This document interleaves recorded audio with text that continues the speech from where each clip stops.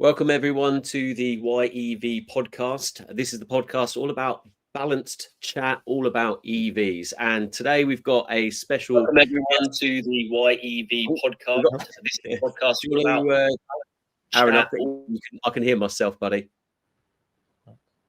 That's right.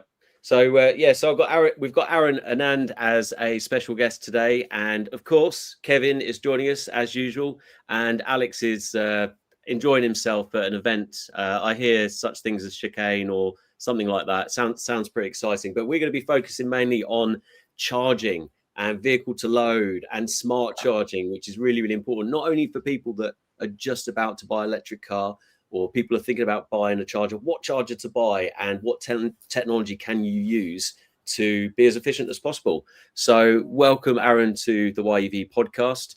And I suppose we start with Arun. Who are you? And, you're obviously the founder and CEO of Electric Miles, but, how did you get there? And, give us a bit of backstory. That'd be great. Yeah, no, thank you. Great to be live here.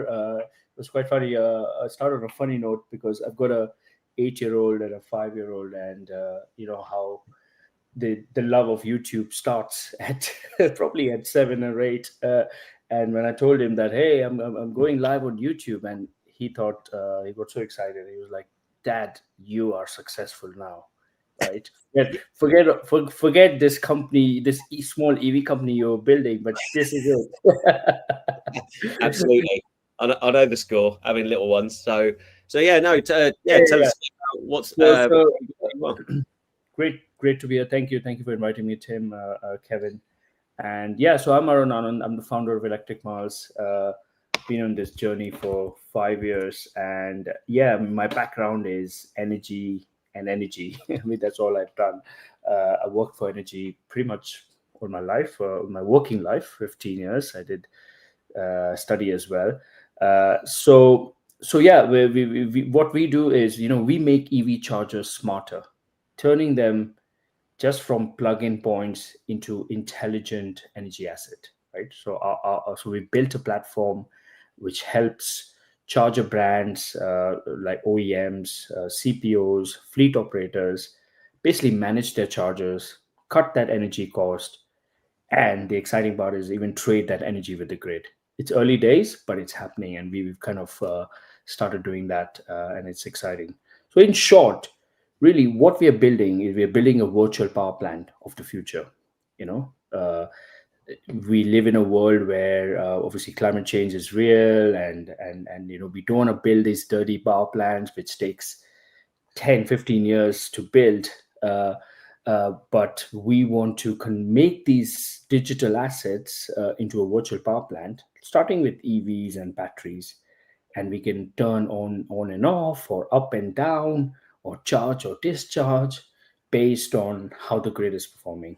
If we can do that right, then we can reduce this massive capital investment, and we can make a sustainable future, and we can really kind of scale this electrification and make this dream possible. Because otherwise, if we don't do this, I still can't imagine how, forget about 10 out of 10 cars on the road, even 7 out of 10 cars on the road, how are we going to sustain if we are not able to make uh, make this ambition achieved of this virtual power plant, where these cars and batteries can work bi-directionally. So yeah, that's the mission we are on, and we've got about 15,000 users today on our platform. We've got 3,000 installers. We have an installer product as well. We are now kind of focusing a lot on the commercial charging and even bus charging. We truly believe the bigger vehicles, the biggest polluter of the road, needs to electrify first. So we got about 3-4 bus depots on our platform, and not just UK. We launched in Germany and Italy. We got some customers there, and also in the US. We're gonna launch a pilot. So yeah, that's me, and that's the company. Well, that sounds good, and I was delighted to hear when we were having a chat just before that you've had an electric car for 10 years. I mean, what did you start with as a kind of a base point from an electric car point of view?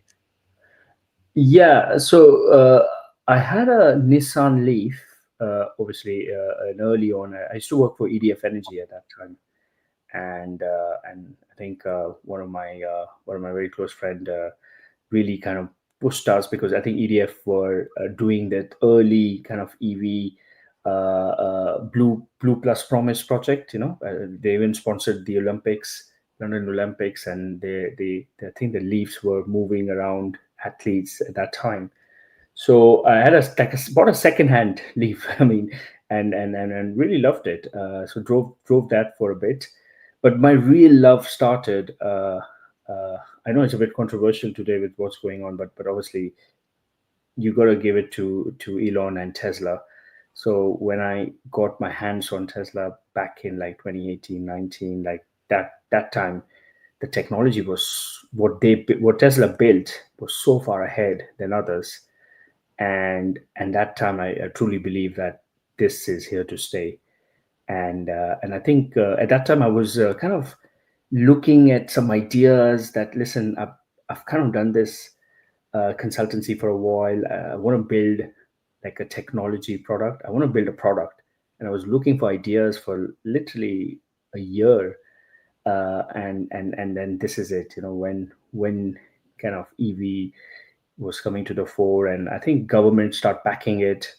I think UK government made a very big announcement that, hey, we're going to fully support this. I think the 2030 ban, or 2035 was brought forward to 2030, I remember. And suddenly that tailwind was going so strong. Then I quit my very, very comfortable consultancy role to say, this is it. I'm gonna try to bring technology to make charging simpler, easier, accessible, affordable, because that's the only way to do it.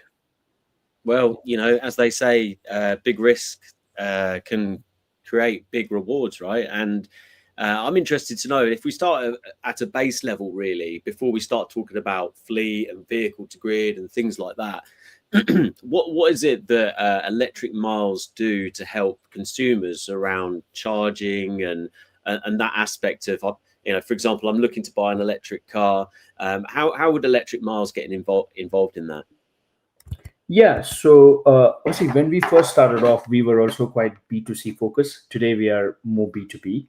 But end of the day, I truly believe, right, any product, even if it's B2B, if you can't keep the C happy, right, you don't really have a business. You sometimes B2B business forget that the C part is so important, right? End of the day, there is always an end user, and that could be a driver at home.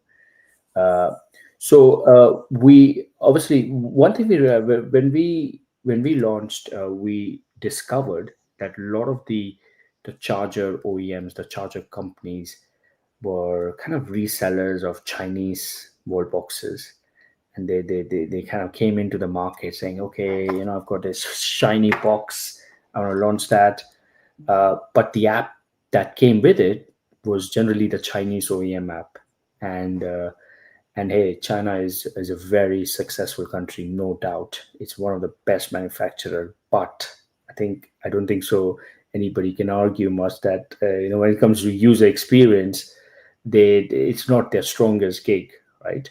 So I think that's where we saw an opportunity, that the consumer apps was quite poor, and it wasn't thought through, and it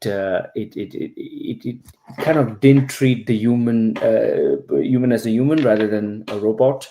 So we kind of first partnered with a couple of these kind of Chinese reseller brands, and we were able to launch the app out, and suddenly straight away we got some really good experience, good kind of exposure, so we were also at that time, I think Octopus was coming to the mix, and this complex tariff kicked in, the kind of day night tariff.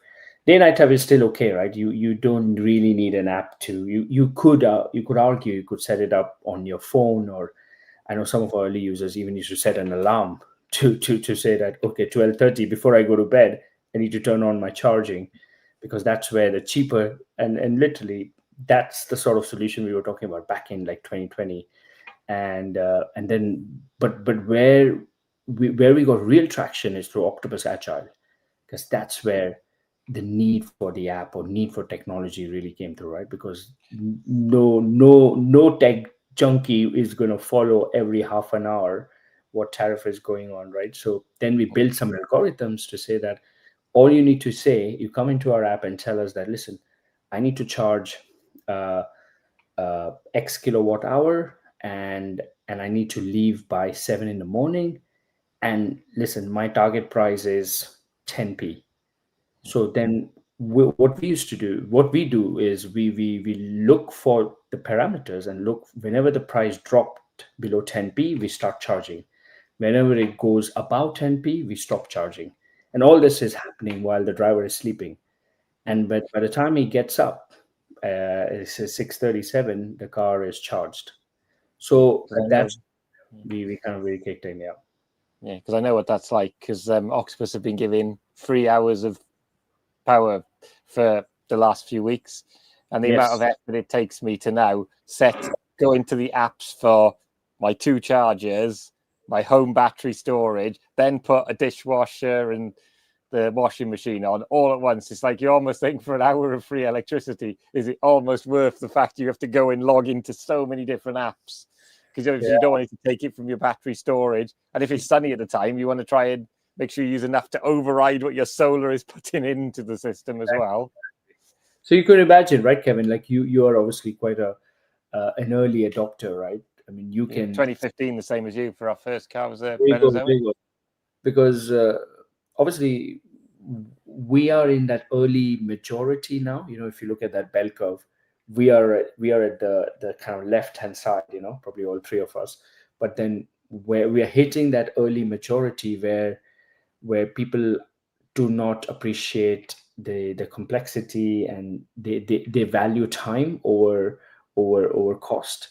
And then when it comes to your late majority, that's where technology has to do it for them. You know, we're probably talking to a dumbed down user where I don't even know what kilowatt hour is, right? I don't know.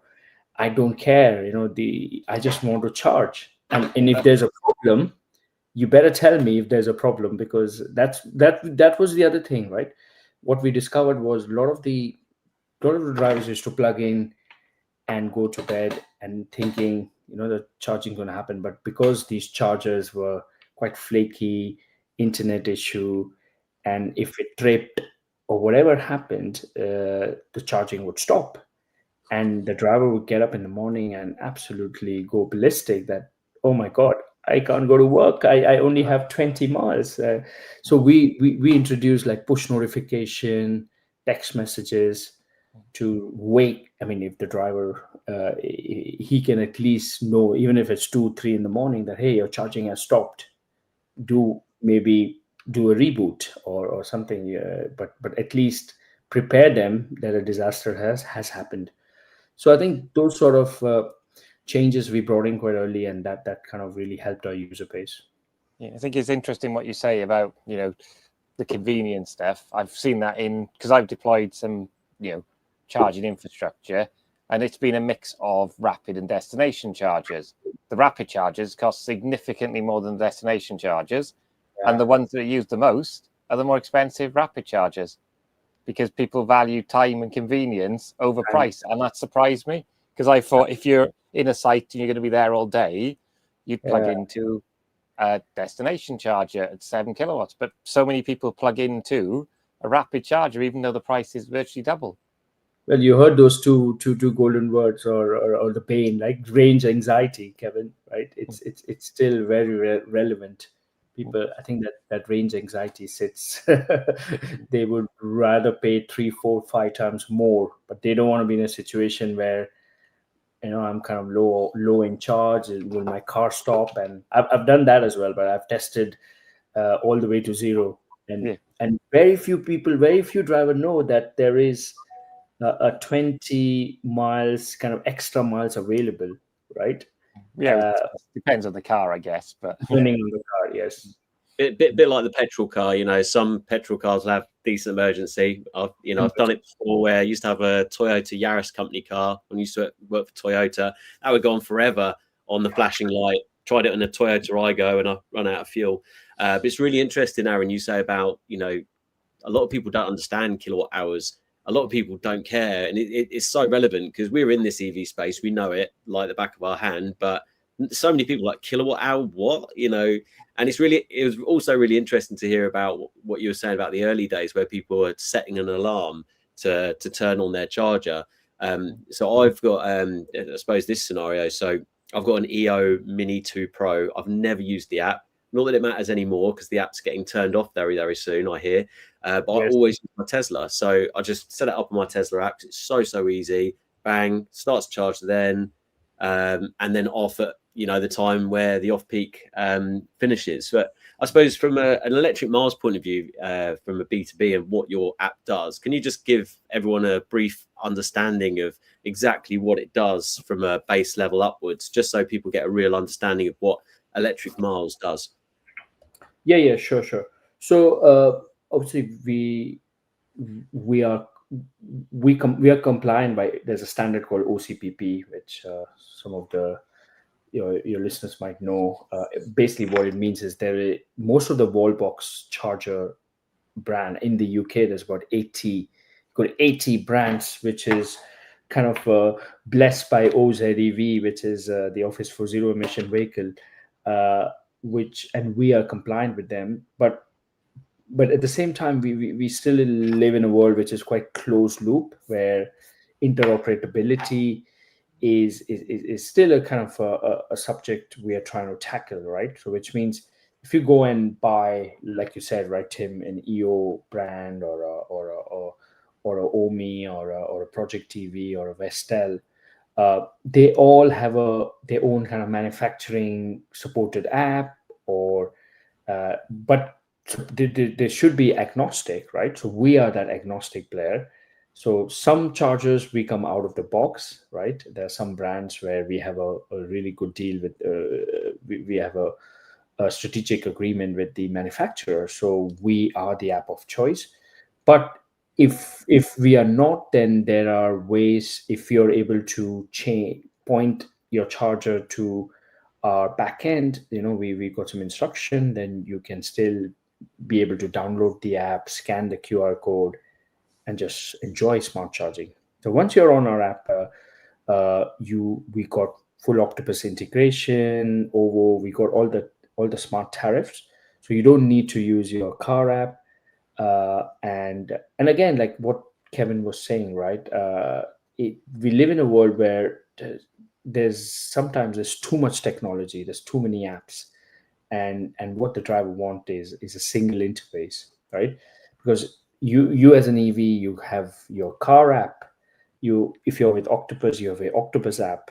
If you have a charger, you have a charger app, and so on, right? And so that's our ambition. We want to be like a single app platform. We're not there yet because there's fighting through all the kind of regulation and all that. But once you get on the app, we also do solar charging. So if you have a solar panels, and we can read through the charger, we can read your live kind of solar output. And there are certain modes, especially on August, we had a brilliant summer. A lot of solar users must have generated a lot of energy. So if you're charging during daytime, you could set your solar mode on. So we ensure that your charging is happening at the same rate your solar is generating, right? So you can kind of say, listen, I'm just plugging it in because I don't want to give it back to the grid. I get peanuts, or get exported out. Export tariff isn't great. I'd rather use it in my car and be like properly green, organically green, right? So there are a lot of our users who do that. But at nighttime, obviously, it goes back to fast speed, right? And most EV drivers are on some sort of smart tariff, right? Unless they have a very big house and a small car, they might be on one of those flat tariff. But if you're on a 2-rate tariff, you can enjoy smart charging. And then what we introduced is a net zero program. So this is where we truly want to differentiate.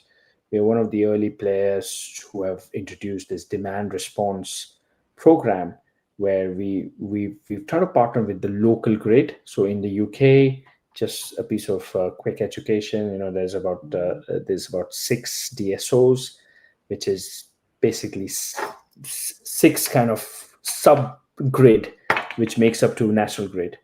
And so we have a kind of a relationship and contracts with these DSOs, and they basically help to they send us a signal. And once they send us a signal that, listen, in this area in Brighton, we are quite congested, are you able to lower the demand? So we then look at our portfolio and see who's charging, and because they signed up to a net zero program, we got the permission to turn on and off when the grid demands it, right? And it's all kind of GDPR compliant and all of that privacy policy. I suppose that is, I'm guessing, to reduce the fossil fuel potential burning to create that energy at those times. And it looks like we've got a comment in there from Kritika saying how can we benefit from the net zero program? If you could highlight that, that'd be great. Yeah. So if you're a driver signed up to the net zero program, and we've shifted some demand, we've shifted some events. So what we get is like events from the DSOs. And if we are able to exercise those events, that is either stop charging or at some period start charging, right?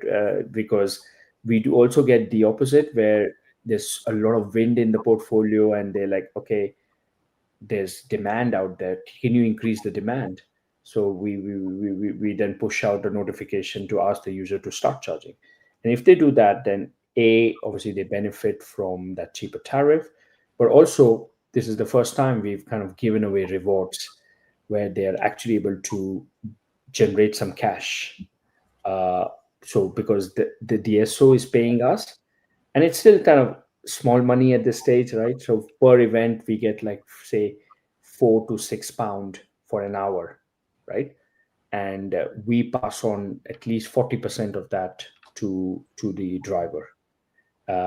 So at the moment, we're giving away like Amazon vouchers, but we are introducing a point-based system on the app where you can earn points, like your Nectar points or Tesco points. You can, and through those points, obviously, you can spend those points. It's a more sustainable way, and we try to use a technology which also is quite sustainable in that sense. So really, long story short, drivers can earn money. Even this is V1G. We get excited about V2G, where for V2G to happen, you need the car, you need the charger, you need the grid, all of that in place in kind of those spec. But we can do V1G already. So far, we've done about 4,000 events. We've dispatched with the local grid, and we've given away some decent sum back to the drivers. So is there future plans to integrate it with things like battery storage? Because obviously in my house, what I wouldn't want to do is the charger switch on, but my battery storage not know to then say, basically, so it discharges from that as well. Yeah, 100%. Because end of the day, electricity is electricity, right? They don't differentiate between your car power or your battery power. End of the day, if they want to lower the demand or increase generation, then your whole house, we want to take your entire house into equation. So the only challenge is settlement, right, Kevin? Because end of the day, financial transaction is involved. So we need to prove to the grid that through meter values that, hey, we have reduced the demand. So with the car charger, we use the OCPP meter value data. But on the battery, we're doing a pilot actually with one of our manufacturer, and it has MID meter, so we are able to use that MID meter value. So as long as the meter values are there, and we can prove to the DSO after the event that, listen, I've done what you told me to. Here is your proof. and then they take about 4 to 6. I think they take about 2 to 3 weeks to then settle and pay the value back. Yeah, because I have noticed the last few energy saving where they've given you free power on Octopus. My Anderson charger has actually switched on and off at the right points when I haven't configured it. It's just they've obviously, because it does support Agile, I'm guessing it's, even though I'm not on an Agile tariff, it has they have the signal to say switch on and switch off if you've got a car plugged in. Yeah, no, definitely. I think what obviously Octopus and utilities are kind of taking advantage because they are able to have a bigger portfolio and they have the tariff and all of that. But I think obviously, I don't know if you saw the news, there was a big industry change, or like P483, which basically means every house. Previously, if you want to play in grid flexibility, then every house needs to be half-hourly settled. Your meter needs to be half-hourly settled. Yeah. There were only 3 to 5% of UK houses are able to do that, because we generally are non-half-hourly, in the domestic space. But now Ofgem have removed that criteria that you don't need to be half-hourly settled, which means every house can now participate in flexibility. How do they work out that you've done it in the right hour if it's not half-hourly metered, though? Using data using device level data, right? Right. So it's not looking at your meter like Octopus for the hourly stuff. And lots of us who are on smart tariffs will be on half-hourly meters anyway, because things like Octopus Go have always needed that data anyway. Exactly. So because you still need to prove through device level data, and that's what P483 was. It's kind of supply volume allocation for the metering system, right? So it kind of allows how sites are allocated in settlement and how you kind of register them. So highly technical, but what your listeners might be pleased to hear is that they're able to participate in flexibility in a wider market, especially in like capacity market, balancing mechanism, and like it kind of like your shopping cart has opened. Previously, you were only allowed to shop on Amazon, but now you can go and shop in a lot of different sites. If you're willing to be flexible, it's about kind of rewarding flexibility. Yeah. Arun, I guess my current charger isn't accessible for V2G. So do you guys recommend particular charger brands? You don't have to mention them. We're all agnostic here. But yeah, is there a particular brand that is the go-to or recommended for people that want to get ahead of the curve from if they're just about to buy a charger or replace a charger, which I very much might be doing soon, maybe an Anderson charger like Kev perhaps. But yeah, is there any kind of recommendations, or does it have to have a particular spec that we need to look out for, like certain like OCCP like 2.0 or something like that? What should people be looking out for? Yeah, I mean, see, that's what I mean. People get excited with V2G because, hey, I think the marketing has been great because it's this bi-directional charging. So just a bit of background, right, from what we've done and achieved. So again, we are a tech company, completely agnostic. So we were in a part of an innovation project in Austria and Germany, and we were one of the first sort of trial where we worked with the VW ID3, ID4. There was a bi-directional DC charger. I think the brand was like Ambibox, which was a German brand, and we were working with a utility who was Verbund, with one of the like a national utility of Austria, but they were also they had a trading arm, and we were those kind of the back office software here, where we took instruction from the driver.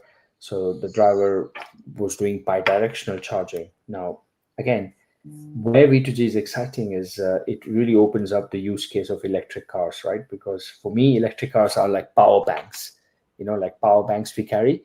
they can you can plug, they're mobile, like electric cars, they're mobile, with batteries on the wheel, and you can plug them wherever you need them. Wherever you need charge, you plug them. Wherever you need to discharge, you can do that.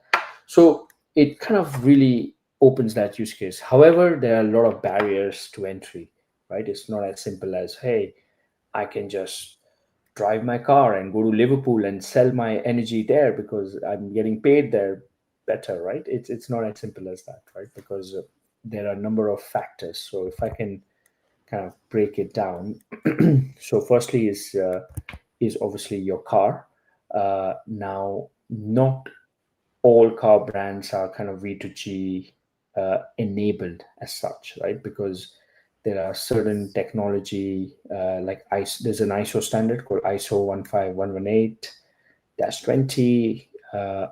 Now VW has enabled it, and I think BYD has enabled it. Tesla haven't. Tesla, maybe they've got something up their sleeves. Maybe they want to do it themselves. So at the moment, Tesla is not a V2G compliant brand of cars at the moment. I think it's on some of the Hyundai stuff has got it now, isn't it? Some of the ones Yeah. Hyundai is there. Definitely. A lot of the bus the bus OEMs are also compliant, which is great, right? And I think it's just only a time. All this notion about, hey, OEMs suspecting, is my battery gonna degrade, is all BS, to be honest. I feel that was, funnily enough, my next question, Arun. So you kind of beat me to it, because as you may understand, being in the EV market for a while, that obviously NMC batteries, they're rated to circa 1,500 cycles. Then you've got your LFP batteries, which are 4,000, 5,000.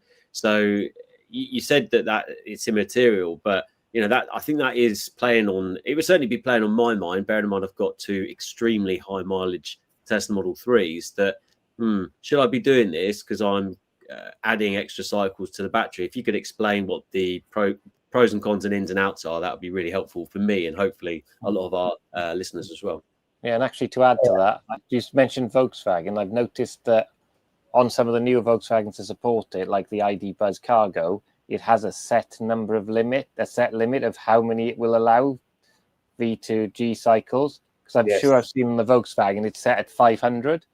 So, how does that work with warranty? And what's, when you get to your 500, you can't then start selling, because 500 doesn't seem like much for V2G stations. I think this is just OEM trying to not show their cards too early, because hey, let's admit it, right? I mean, there is money to be made, and OEM, they want to learn their lessons and not be part of it, because they don't want to make it so open that everybody else is making money on their car but not them. So I think it's a strategic kind of maybe a tactical move from them.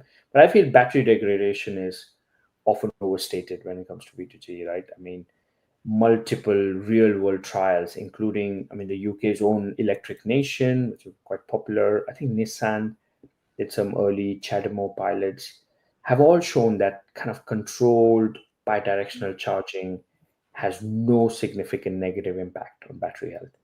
In fact, by keeping batteries within an optimal state of charge range, right, which we all know 80 to 20, and then avoiding that prolonged 100% charging. So V2G can actually reduce degradation compared to unmanaged charging, wherever human it gets involved is more likely he will degrade that faster than a machine would.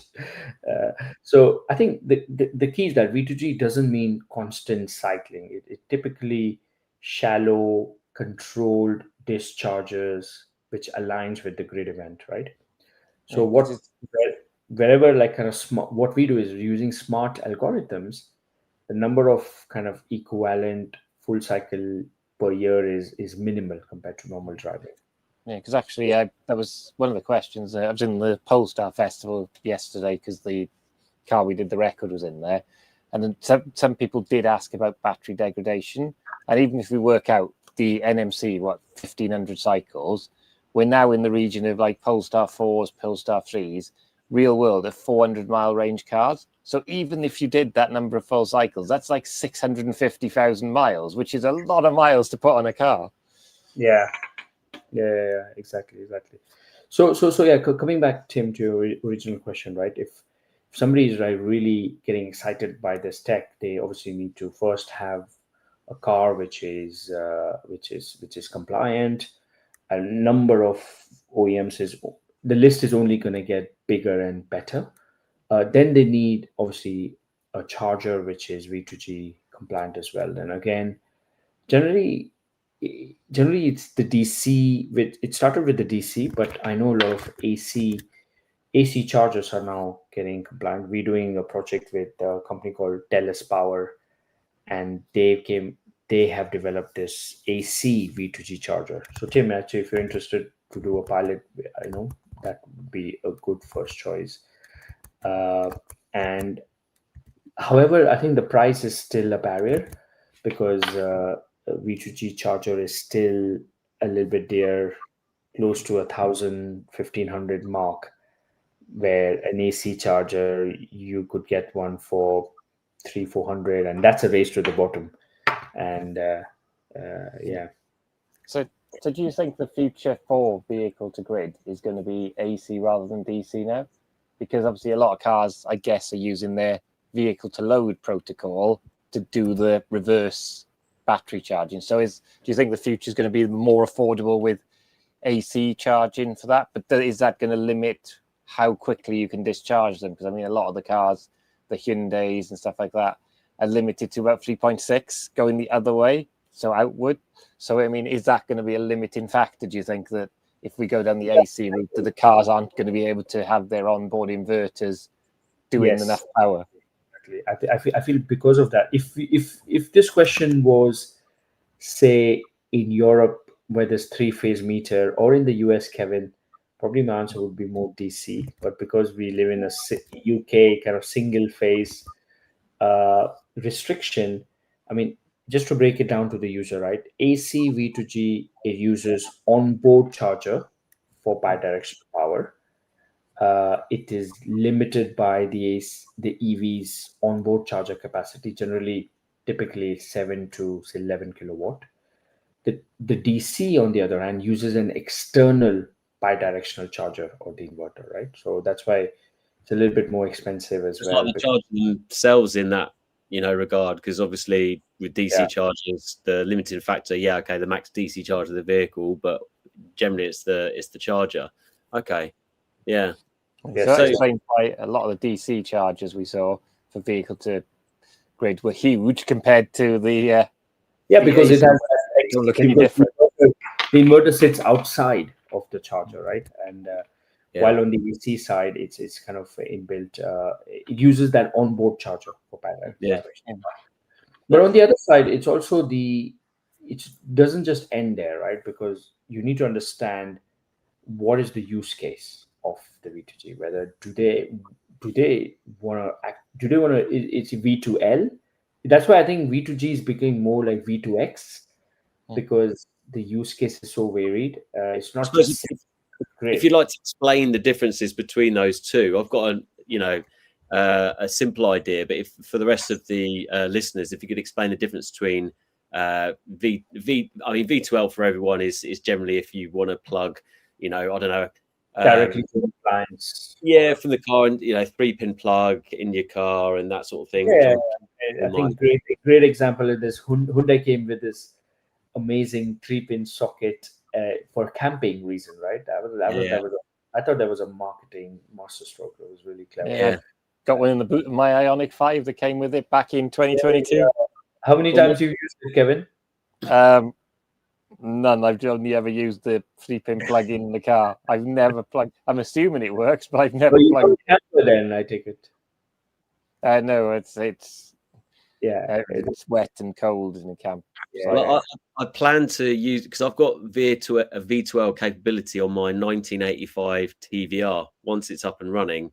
So I was going to use that for powering like a stand, like a car show and stuff like that. But yeah, if you could explain to people what the difference is between V2G and V2X, just so people got a basic understanding. And then I'd like to then go on and ask, let's supersize it a bit, start talking about HGV and bus and DC vehicle to grid, just understanding, your knowledge on that would be really, really interesting. Thanks. No, definitely. I mean, like I said, it's no longer just V2G, because V2X, if you've seen everywhere, it kind of got replaced, because the X replaces, like, obviously there's V2L, which I think Tim already mentioned. There's also V2 Home, V2H, which EV powers the home, acts like a home battery.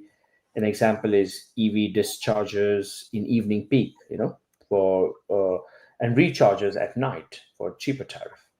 Then obviously V2G is EV exports the energy back to the grid to support these balancing and flexibility market, which I just explained.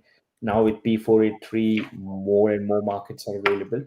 So an example is discharging, let's say, a 10 kilowatt into a local DSO flexibility market using electric miles. That's one example. There's also vehicle V2B. I don't know if you heard of that. Vehicle to building, where larger scale, it's a bit larger scale than V2H, but it's kind of powering offices, warehouses. It's kind of often linked to demand management or like peak shaving strategies. And then you also have V2V, which is vehicle to vehicle, directly charging another EV. Still rare. It's like a rescue. I think RAC kind of does that. If you're stranded with no battery and you call in some of the RAC are V2V vans, petrol vans. Probably like the L Charge, wasn't it, in the EV rally that we saw that one year? The big truck they had in the EV rally, Tim. That was I know the one. Big battery and stuff. It also had a generator when the big battery went flat as well. Sure. Exactly. And then obviously the V2X kind of microgrid, which is kind of vehicle aggregated to support a microgrid, or for example, music festival. I know one of your colleagues has gone there, so you see a lot of that as a use case where multiple cars are now powering the festival. I mean, funny enough, I saw that at BP Pulse were doing something around that for the silent disco at Carfest a couple of years ago now. So I think that was with Hyundai's or Kia's actually. Yeah, it's a great advocate. Yeah. So with vehicle to building, would that normally consist of multiple vehicles as part of that thing? So they're all communicating, because that's the one thing. If it's the AC one, the one thing that's always puzzles me, the software and how you do it, is obviously with my battery storage, if it's got to synchronize with the sine wave of the AC current. I mean, how do you get the car to sync? How does the car sync with the AC without sort of a two-way system? I think with V2B, you're talking about a fleet of vehicle. I think one use case is there are some vans with delivery trucks. I think we're coming to HGV as well, right? Some delivery trucks are doing overnight. So during the daytime, they're sitting in at site. You could potentially, and some of these batteries are big, right? They could actually just give you a good 5-6 hours of energy. So that's a good example of a V2B. Yeah. Because actually on the EV rally this year, they had a fully loaded Mercedes E-Actros, which has 600 kilowatt hours of battery packs and can scarily charge at a megawatt with MCS charging if you have anywhere with an MCS connector. And apparently the new Volvo is coming out with a 700 kilowatt hour battery. And obviously, from a bus point of view, HGV is very, very small amount of electric vehicles as it stands at the moment. I think it's 0.4% of HGVs on the road are electric, might even be less than that. But the bus market's huge, right? And they've all got massive batteries. You mentioned, Arun, in terms of the Chinese brands, probably Yutong and BYD. They've already got the capability. what have you seen in that market so far? Because I'm really interested to know, because that's obviously the future for HGVs, right? In a way, Definitely. but the use case is different because buses are going to be there overnight. HGVs might be it's a slightly different operation, of course. Yeah. I think e-buses and e-trucks. I mean, this is where, as an industry, right, people in the EV space, we get so bogged. I see on LinkedIn and a lot of people bickering and trying to move petrol heads. To be honest, why waste energy? Like, what are we going to achieve by 1 or 2 or 10? Right, where we should really focus on is the biggest polluters of the road. Right, these are the buses, these are the trucks, the Uber drivers, and because they're so frequent, they go into the perimeter of the city. I think, why not focus on which actually going to move the needle? And I don't care about Paul in Derby who loves his petrol car, and I don't want to convince him to move. I rather focus on talking to Derbyshire Council and say, hey, can we convert your bus fleets to fully electric? Right? It's a really good point, Aaron. You've absolutely nailed it there. Because bigger CO2, and not just CO2, because you hear CO2 far too much, but NOx emissions, is something that I think it needs to be highlighted more from a health point of view, especially in cities and that sort of thing. So that's my kind of focus, is the clean air side of things. So yeah, I think you're absolutely bang on right there. So what's the future look like? 3-5 years time, what do you see happening in the kind of smart charging world? Yeah. I mean, just to finish off on the bus side, so I think just pulling some stats, right? I mean, UK currently, I think, has around 3,000 zero emission buses, which is still about 20. I think we're hitting about 20% of the total market. I think London is doing really well. I mean, I think we got about 15 to 1,800 electric buses, right?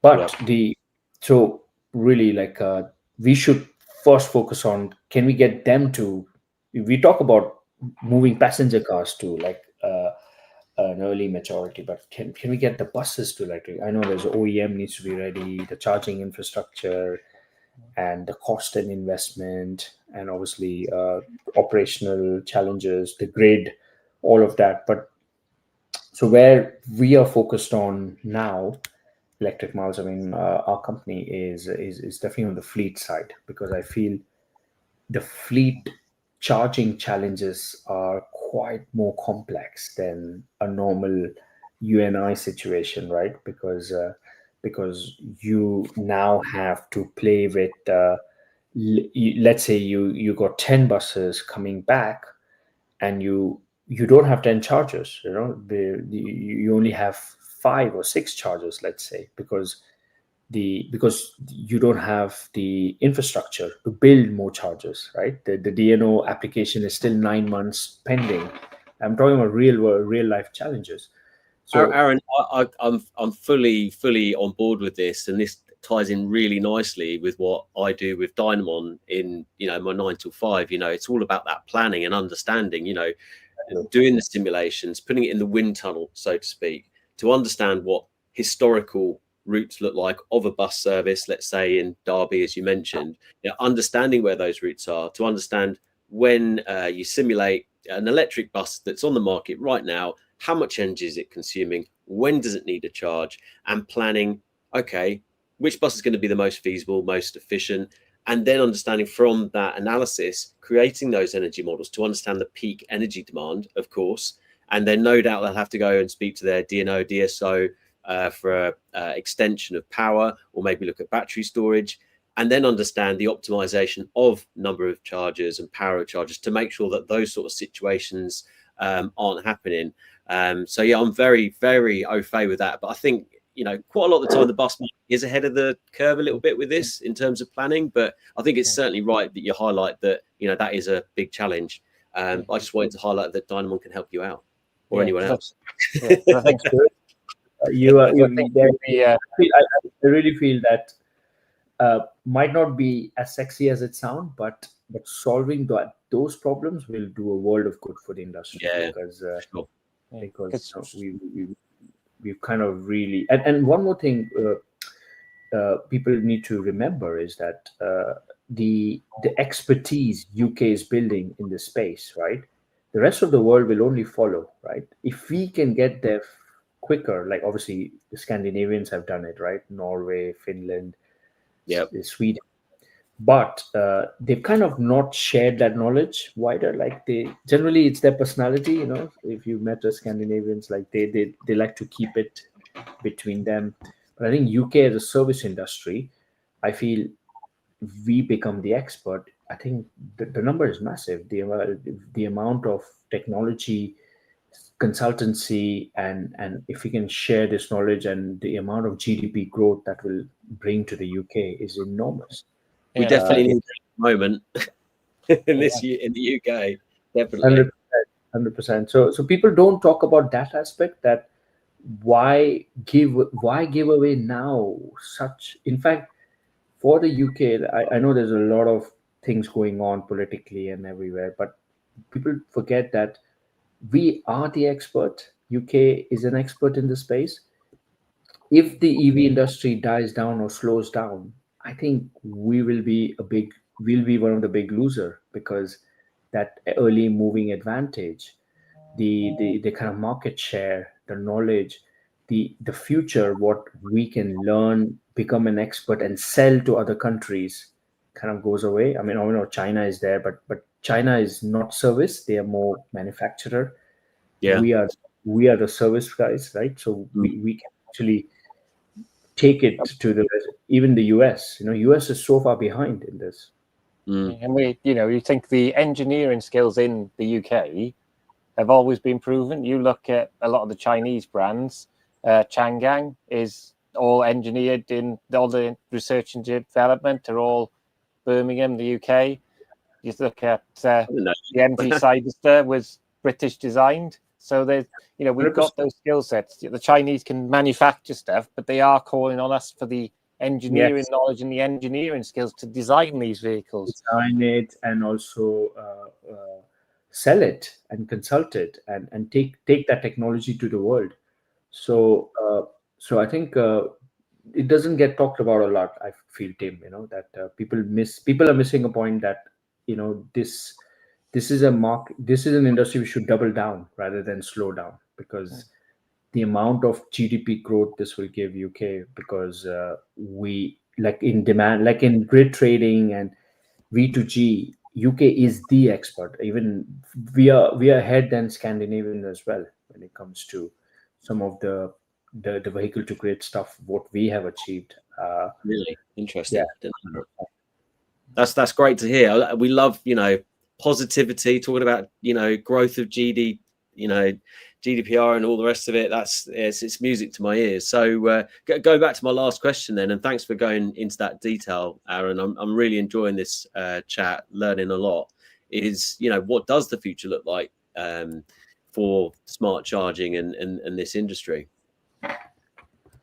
Yeah, I mean, there's a lovely YouTube video we've done as part of the project in Austria, and this is. You'll have to share it, and I'll put it in the description afterwards. So I will. I think, say 10 years, let's say 2035, right? And even 5 years, 2030. Let's say. I mean, let me ask you guys a question. Like today, EV is probably touching 5-6% in terms of market share. What's your bet? Like, let's say 2030, give me a number, and 2035, give me a number. How much percent of market share EVs will have? Kevin? So this is an interesting one, really, because what's the average life of a UK car has increased to about 9 years, they reckon now. So we're still going to be, percentage-wise, I reckon 2030, there's still going to be the last. What about new car sale? Because there's two factors, right? One is, okay, what about existing infrastructure or existing estate? but also like, let's say at 2030, what percent of new car sales will be EV?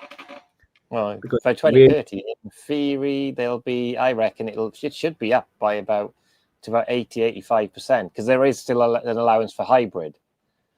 But manufacturers, there's going to be a point at where they're going to, at this point now, they're kind of slowing down on their research on combustion engines. I mean, it's a difficult one, really, because, you see lots of things about brands like Toyota and stuff like that.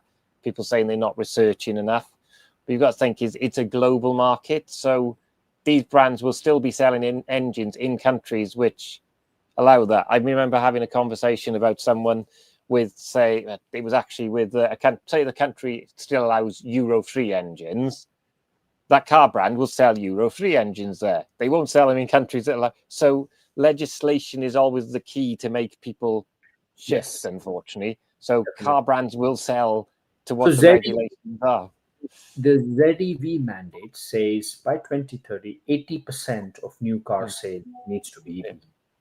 I mean, that's currently the policy in place now. God knows what will happen, right? If Nigel Farage becomes prime minister, I don't know what he's going to do. But Tim's okay. He's got a fake sounder on his car to make it sound like a petrol, so he's all good.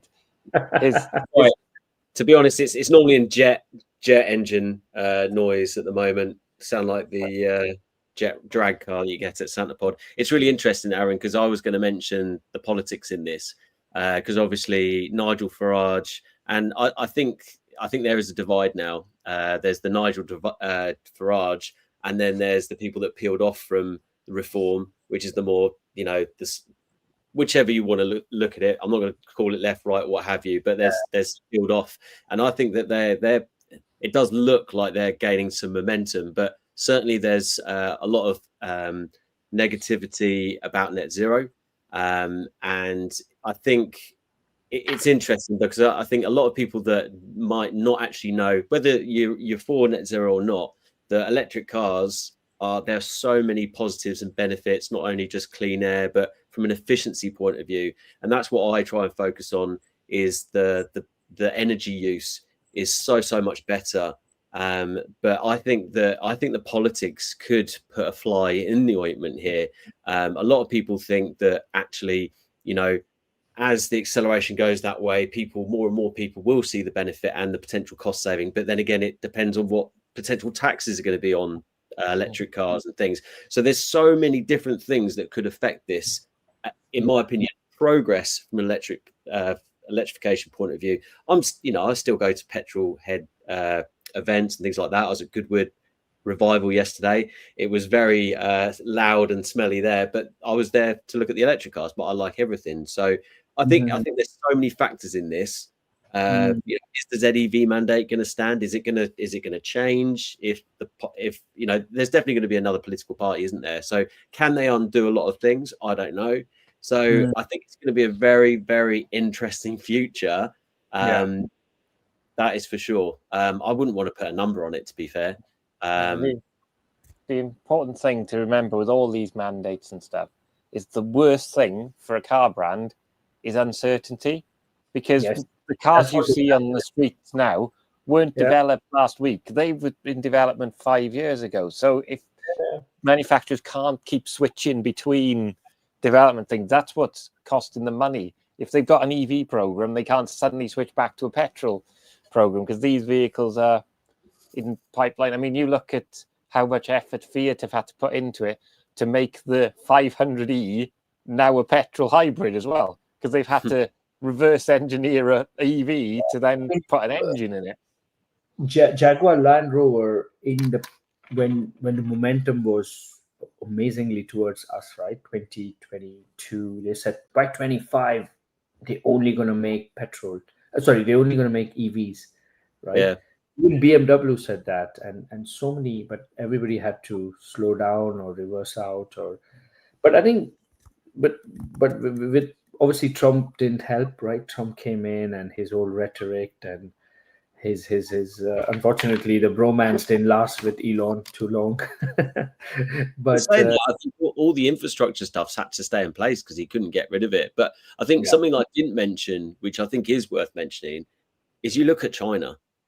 They are completely coming away from, ICE vehicles. They are, and I think that, they want to control technology, and they know that is the future, energy and technology, and they are they're ahead of the race, and so for us to take our pedal off the, electricity, so to speak, I think would be a bad move. And I think if people realize that really that is the way, I think that is the, I don't want to say that China are the shining light in technology and electric cars, but they kind of are. I wouldn't say shining light. No denying, absolutely no denying. But it will just come down to price. And as we've seen with all the Chinese vehicles coming to the market, you can get a really good car where if you have got a driveway or access to cheap charging, you can save a lot of money. But like I said, all the legislation, the government, everything else, it's going to be interesting. Obviously, what China has an advantage is, in this case, is a communist government where the government set a strategy that, listen, we want to win this market is huge, and we want to win in this. And the only way to win in this is we swim in this lane faster than anybody else, and we become the expert. Once we become the expert, we sell to the world. And that's exactly what I was saying earlier, that UK as well has that advantage. And we are not manufacturing, but we are the service capital, right? We could win in the service side of the EV. And again, people listening should understand, it's looking at the bigger picture. It's not just about you converting to petrol, you converting to EV. It's the country becoming an expert and taking over this significant market share, because at some point the rest of the world will follow, and we could partner with China. And China, hey, you're great in manufacturing, we're great in engineering, we're great in software, we're great in technology. Let's rule the world together. Well, that sounds like a scary thought. So my dad chimed in, putting a comment in there talking about some interesting data shows that public electric vehicle charging devices tend to be less than 50 kilowatts. Government figures in July say that there are 82,000 devices, only 16,667 are higher than 50 kilowatt. And Dean's mentioned positive word of mouth will sell EVs, not only government mandates. I know at least 20 people in person who have switched to EV and will not consider going back to ICE. In fact, I know so many people who have switched recently. Our next door neighbours have just got a cheap electric Corsa for about 8-9 grand. My friend, who I've known for donkey's years, he's literally picked up a BYD Seal yesterday. Hasn't got a public charger. Nathan, I'm not sure if you're listening, but I'm sure that he might be listening to this chat today to find out what the world of chargers look like. So I know he's really into tech. So yeah. I suppose just if we finish with this, because we're getting certainly near to time, Arun, is there anything that we haven't talked about that we should be talking about? Yeah, I mean, I think in terms of what's coming for, let's say, putting back my driver's hat on, and from a consumer perspective, right? It's an exciting time, right? If you own an EV already, technology such as V2G, you can participate in a net zero program and start making money. Forget about saving. And V2G is going to only get affordable. You could do all that V2X I explained. Happy to put it on the chat. And also in terms of other business models, such as you're making your, I think it's already open, right? You can make your home charger into public and earn money as well. Yeah. There are platforms. We talked about that a couple of episodes ago. So if anyone's not up to speed with that, Sebastian Fleischlacker Hacker was talking about it a couple of episodes ago, and I think that was one of the reasons. I think you saw that video, didn't you, Arun? So I think that might have stimulated the conversation to come on, so which is good. But yeah. Definitely, and also I think the incentive is still there. I think the government is still subsidizing. There is still grant. For example, do you know there is? I know there was a home grant for.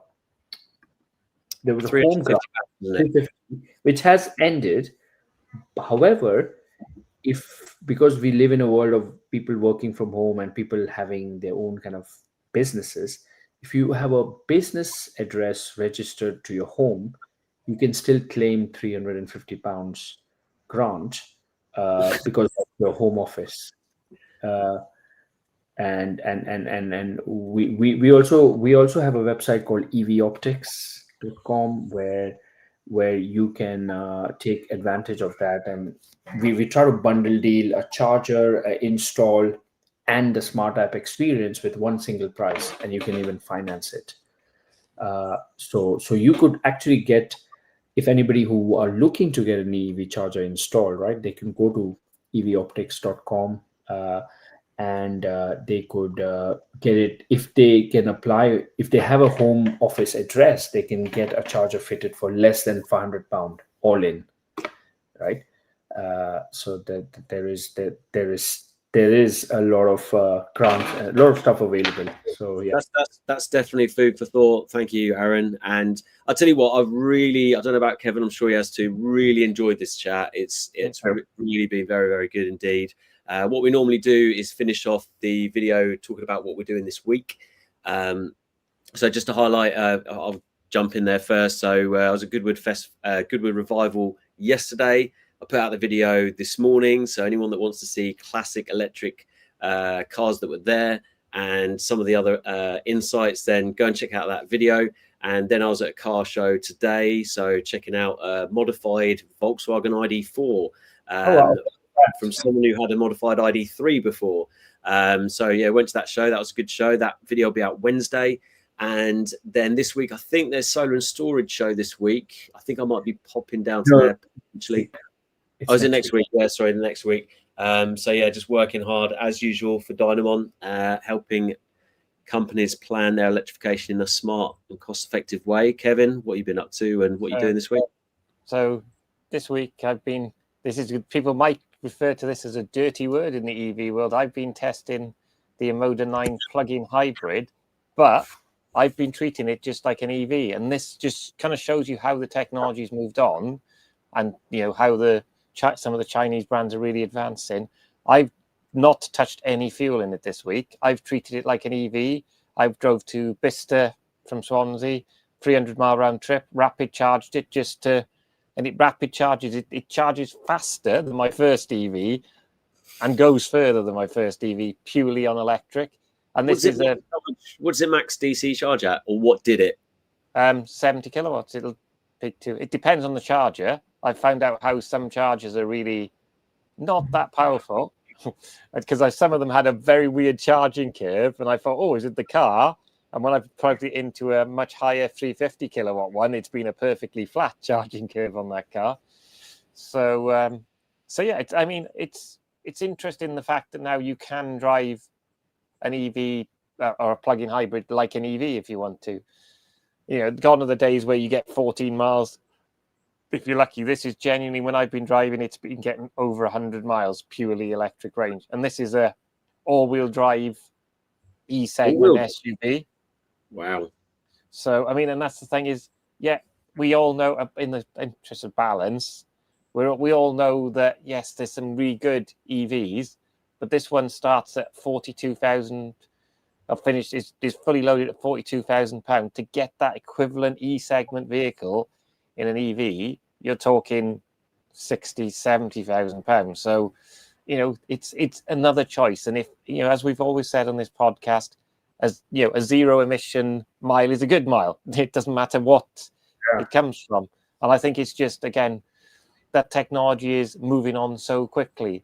So that's why I think that you will see plug-in hybrids, but in the future, but I think there's going to be predominantly EVs. And I think it's a gateway to EV for those people who are still unsure. They'll realize, actually, I've driven the whole year without starting on petrol.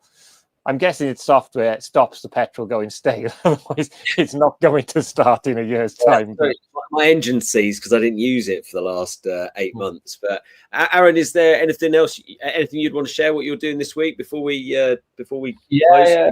Well, obviously, running a company is exciting, but is exhilarating at the same time. So we're going to an EV summit in Oxford.